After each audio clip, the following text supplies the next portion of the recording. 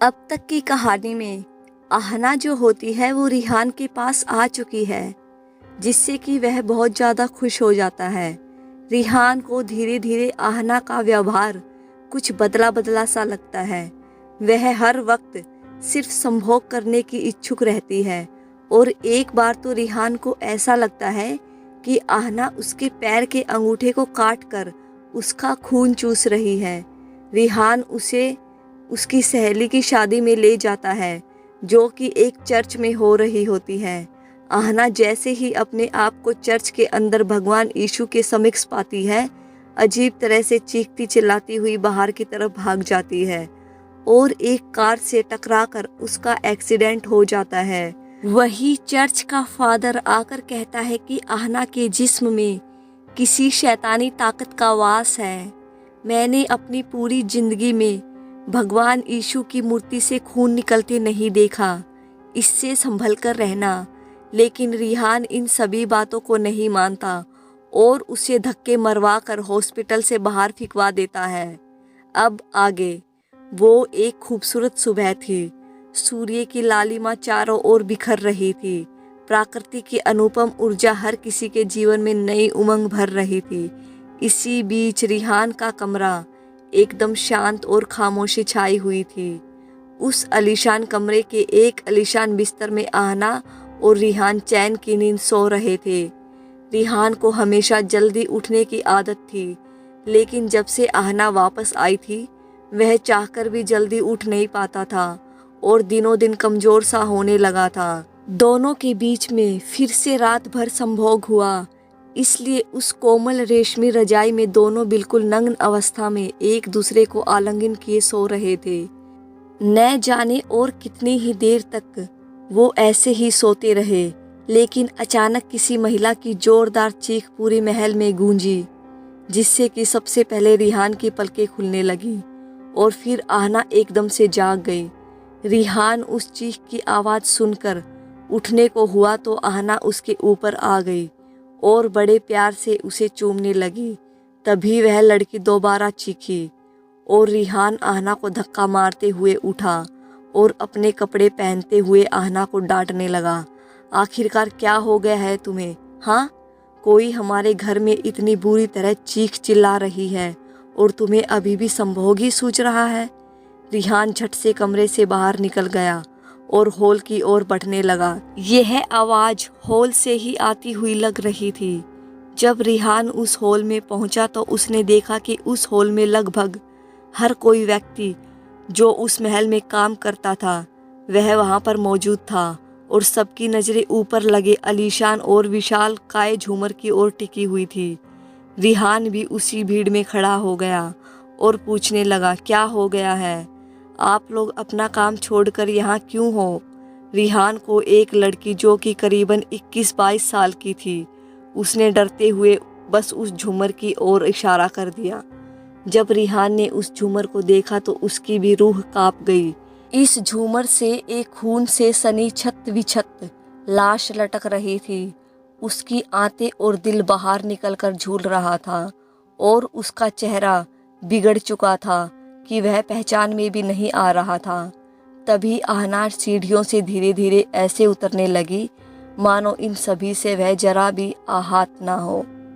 वह भी रिहान के बगल में आकर खड़ी हो गई और उस लाश को एकटक घूरने लगी। रिहान ने घर का टेलीफोन उठाया और पुलिस को फोन करने लगा। इस वक्त सभी बड़ी अजीब भाव से आहना को ही घूरे जा रहे थे, क्योंकि उनके मुताबिक यह लाश उसी कुक की थी जिसे आहना ने सभी के सामने जान से मारने की धमकी दी थी, क्योंकि वह उनके संभोग क्रिया के बीच आ गया था। लगभग आधे घंटे में नीलावंती के घर में पुलिस गाड़ियों की लाइन लग गई। देश की सबसे रईस महिला के घर के अंदर घुसकर किसी ने घर के कुक की बेरहमी से हत्या कर हॉल के झूमर से लटका दिया था। यह कोई छोटा मोटा केस नहीं था। बड़े बड़े अधिकारी वहां उपस्थित थे। उन्होंने आहना और रिहान को एक अलग कमरे में बैठाया और पूछताछ करने लगे। वहीं दूसरे ऑफिसर्स महल में काम करने वाले नौकरों से पूछताछ करने लगे। रिहान ने साफ तौर पर पहले ही बता दिया कि आहना की तबीयत अभी भी कुछ ठीक नहीं है और उसके बाद उसने सब बतला दिया कि कैसे उसकी मां नीलावंती पिछले 1 महीने से गायब है। हो सकता है कि इस बटलर का खून भी उसी ने किया हो जिसने नीलावंती का अपहरण किया है। अफसर ने कहा, मिस्टर रिहान, आपके महल में सिक्योरिटी कैमरा तो होगा ही, हमें सभी कैमरे की वीडियो फुटेज देखनी चाहिए। रिहान ने कहा, जी जरूर। रिहान जी जरूर कहकर कंट्रोल रूम की ओर बढ़ने लगा, जो कि घर के निचले तल में बना था। जब सभी ने महल में लगी कैमरे की फुटेज देखा तो उन्हें कोई अजनबी शख्स नहीं मिला, सिवाय इसके कि आहना रोज रात को बड़ी ही अजीब तरह से पूरे महल में बदहवास सी घूमती थी। उसे देखकर ऐसा लग रहा था कि वह नींद में चल रही हो। और जब उन्होंने हॉल में लगा कैमरे का वीडियो देखा तो खौफ से सभी की रूह कांप उठी। उस वीडियो में दिख रहा था कि आहना सबसे पहले बदहवास सी हॉल में आई और उसके बाद एक काला साया उसके आसपास मंडराने लगा। फिर वीडियो ब्लैक हो गई और उसकी कुछ देर बाद सामने जो था वो खून जमा देने वाला नजारा। उस बूढ़े बटलर की गर्दन किसी 7-8 फुट की महिला ने जकड़ रखी थी। उसके आसपास वही काला धुआं उड़ रहा था। उसका चेहरा बेहद डरावना और जला हुआ था। उसकी आंखें लाल जल रही थी और उसकी उंगलियां बेहद नुकीली थी, जो बड़ी आसानी से किसी के भी जिस्म को चीरने के लिए बहुत थी। उस साए ने काफी देर तक उस बूढ़े बटलर की गर्दन पकड़े हवा में लटकाए हुए थी, मानो उससे कुछ कह रहा हो। और उसके बाद उसने अपने पैने नाखून उसकी छाती पर गाड़ दिए और पूरा हाथ उसके अंदर डालकर उसका दिल बाहर खींच लिया और साथ ही पेट की कुछ आंतड़ियां भी बाहर खींच ली। उस वीडियो में कोई आवाज नहीं थी, लेकिन फिर भी देखकर समझ आ रहा था कि वह बूढ़ा पूरी ताकत से चीखा था। वहां बैठे ऑफिसर ने कहा, वह बूढ़ा जब इतनी तेज चीखा तो आप में से किसी ने कैसे नहीं सुना? रिहान ने कहा, हमें कोई आवाज नहीं आई। उसके बाद सभी पुलिस वाले रिहान और आहना के साथ महल में काम करने वाले सभी नौकरों को चौकन्ना रहने को तथा शहर से बाहर न जाने को कहकर चले गए। उनके मुताबिक वीडियो में कोई सरफिरा कातिल था जिसने यह काम किया। रिहान फिर से हॉल में आ गया और सीढ़ी पर एक ऊंचाई पर खड़े होकर कहा, हमें जॉन अंकल की मौत का बेहद दुख है। आप सभी अपना अपना ध्यान रखें। रिहान के जाने के बाद कई नौकर फुसफुसाने लगे। वह लड़की जिसने लाश पहली बार देखी थी, वह सहमी सी बोली, मुझे तो लगता है आहना मैडम ने ही उस अंकल का खून जरूर उन्होंने ही किया है। उस दिन उन्होंने सभी के सामने उनसे जान से मारने की धमकी भी दी थी। मुझे तो उनके पास जाते हुए भी कपकपी छूट जाती है।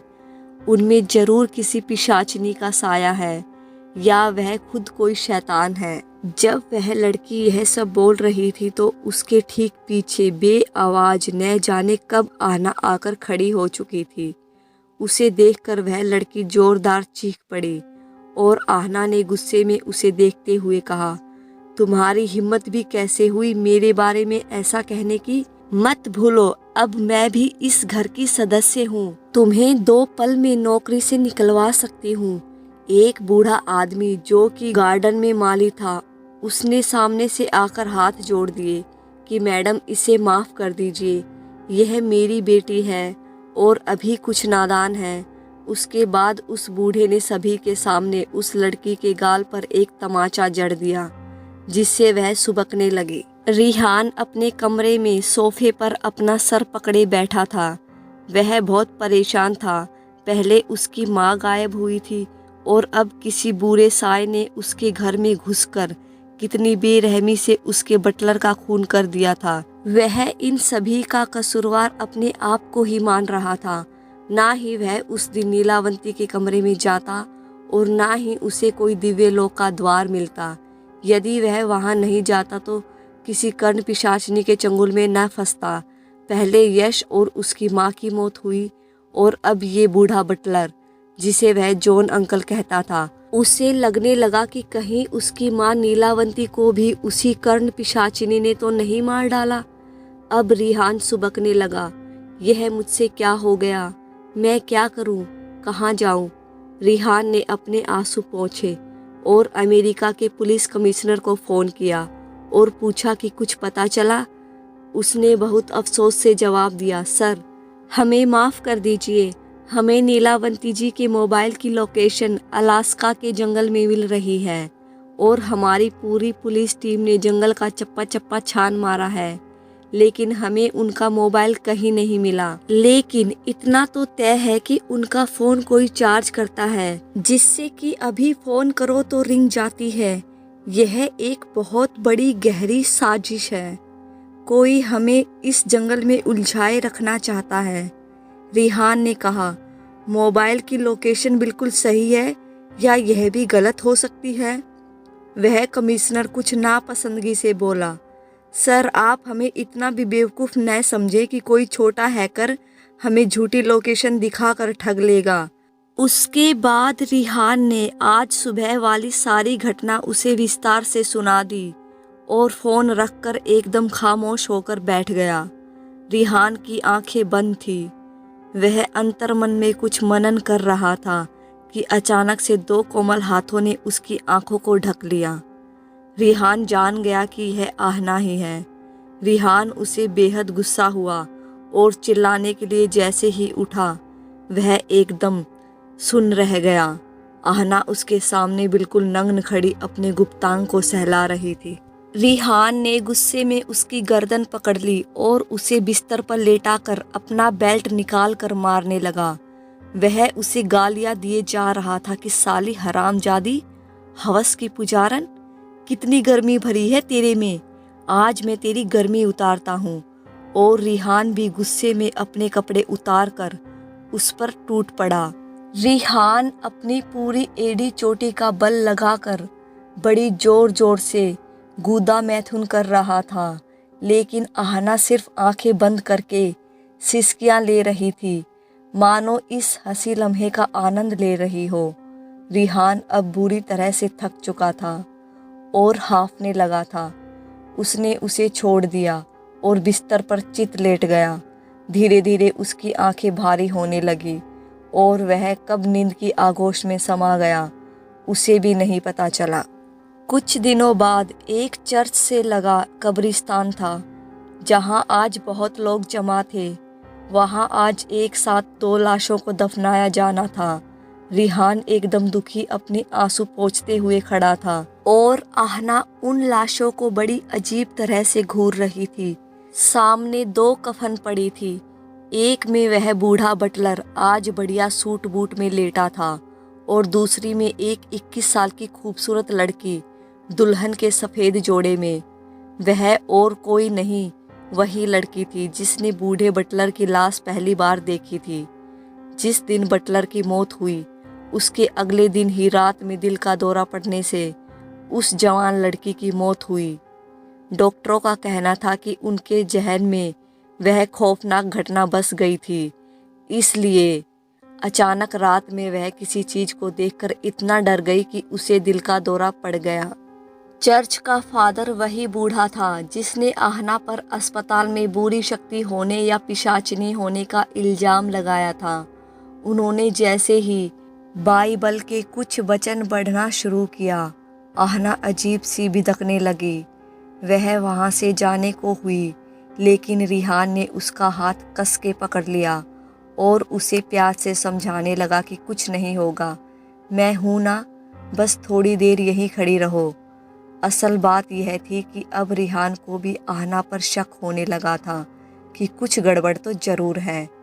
आहना अब अपना हाथ छुड़ाने हेतु बहुत जोर लगाने लगी और रिहान को धक्का मार कर वहाँ से भाग गई, चीखती हुई कि मुझे यह सब पसंद नहीं। सभी लोग आहना को जाते हुए बड़े अजीब भाव से घूर रहे थे। किसी की कुछ कहने की हिम्मत नहीं हो रही थी, पर सभी की नज़रें बतला रही थी कि सभी को आहना पर शैतान होने का शक नहीं बल्कि यकीन है। उस बूढ़े फादर ने गुस्से में रिहान को घूरते हुए कहा, तुम्हें और कब अकल आएगी? अब तक 3 लोग मर चुके हैं। आखिरकार कितनों की जान लेकर तुम मानोगे कि वह एक बुरी शैतान है? रिहान सुनने में सर नीचे करके सुन रह गया, जैसे कि वह उसका पिता हो जो उसे डांट रहा हो। रात की खामोशी चारों ओर फैली थी। पूरी हवेली एकदम खाली थी। सभी धीरे धीरे कोई ना कोई बहाना बनाकर भागने लगे थे। रिहान चुपके से घर में दाखिल हुआ। वह कहीं बाहर से आया था। आते ही वह सीधे अपने कमरे में गया और आहना को ढूंढने लगा। पूरे कमरे में अंधेरा पसरा था, मानो लाइट हो ही ना। रिहान ने धीरे से लाइट जलाया तो आहना बिस्तर पर बड़ी अजीब मुद्रा में लेटी हुई थी, वो भी बिल्कुल नग्न अवस्था में, और अपने बढ़े हुए पेट को सहलाई जा रही थी, जिसमें कि उनके प्यार की निशानी थी। रिहान की नज़र जब उस पर पड़ी तो वह बुरी तरह चौंक पड़ा और फिर जल्द ही संभल गया। वह भी आगे आया और आहना के सर पर अपना हाथ फेरने लगा बड़े ही प्यार से और कहा, मुझे उस दिन के लिए माफ़ कर दो, तुम्हें ज़्यादा लगी तो नहीं ना? आहना बस चुपचाप छत पे लटक रहे पंखे को घूरे जा रही थी और अपनी पलकें तक नहीं झपका रही थी। रिहान धीरे धीरे से अपना हाथ आहना के पेट पर घुमाने लगा, मानो उसके पेट में पल रहे शिशु को स्पर्श कर रहा हो। उसके बाद रिहान धीरे धीरे अपना हाथ आहना के गुप्तांग तक ले जाकर उसे सहलाने लगा और अपनी उंगलियां डालने लगा। आहना अब भी बिल्कुल ऐसे ही पड़ी थी, मानो कोई लाश हो, और घूमते पंखे को घूरे जा रही थी, जैसे उसे कुछ महसूस ही ना हो रहा हो। रिहान ने अपनी जेब में हाथ डाला और एक छोटी सी डिब्बी निकाली जिसका रंग एकदम लाल था और उस पर ढेर सारा सिंदूर लगा था। रिहान ने वह डिब्बा खोला और उसमें से एक मोती जैसा चमकती चीज, जो कि हीरे की तरह चमक रही थी, अपने हाथों में लेकर डिब्बी एक ओर फेंक दी। उसके बाद धीरे धीरे आहना के गुप्तांग सहलाने लगा और सहसा वह मोती उसके गर्भाशय में डाल दिया। रिहान के ऐसा करते ही किसी लाश की तरह पड़ी आहना बिजली की फुर्ती से उठ बैठी और पलक झपकने से पहले ही रिहान की गर्दन पकड़कर उसे ऊपर उठा दिया। इस कहानी का अगला भाग सुनने के लिए मेरे साथ बने रहिएगा और इस चैनल को सब्सक्राइब करें, बेल आइकन ऑल प्रेस जरूर करें ताकि मेरी आने वाली अगली वीडियो की नोटिफिकेशन सबसे पहले आपके पास पहुंचे। लाइक करें, शेयर करें एंड सब्सक्राइब करें।